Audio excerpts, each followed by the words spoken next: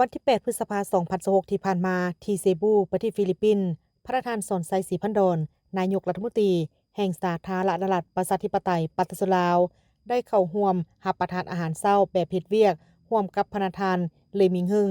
นายกรัฐมนตรีแห่งสาธารณรัฐสังคมเวียดนามและสมเด็จฮุนมาเน็ตนายกรัฐมนตรีแห่งราชอาณาจักรกัมพูเชีย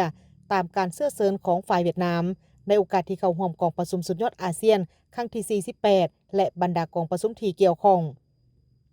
โอกาสนี้3นายกรัฐมนตรีต่างก็ได้แสดงความปิติยินดีที่ได้มีโอกาสพบปะกันอีกครั้งหนึ่งและตีราคาสูงต่อกับกลไกการพบปะระหว่าง3นายกรัฐมนตรีกัมพูเชียลาวเวียดนามในโอกาสที่เดินทางมาเข้าร่วมกองประชุมต่างๆอยู่ภาคพื้นและสากล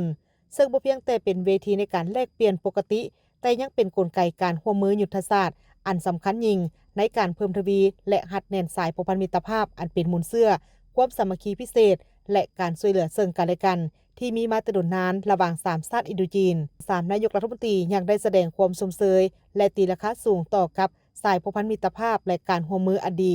และตีราคาสูงต่อสายผูกพันมิตรภาพและการร่วมมือรอบด้านระหว่าง3ประเทศกัมพูเชียลาวเวียดนามที่มีการขยายตัวอย่างต่อเนื่องและเข้มแข็งยิ่งขึ้น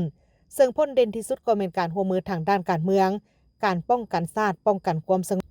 บนพื้นฐานความไว้เนื้อเชื่อใจกันในระดับสูงและแสดงความเชื่อมั่นว่ากลไกการพบปะในทุกระดับจะเป็นกำลังขับเคลื่อนเพื่อหัดแน่นความสามัคคีและยกระดับการร่วมมือระหว่าง3ประเทศให้เข้าสู่ล่วงลึกยิ่งขึ้น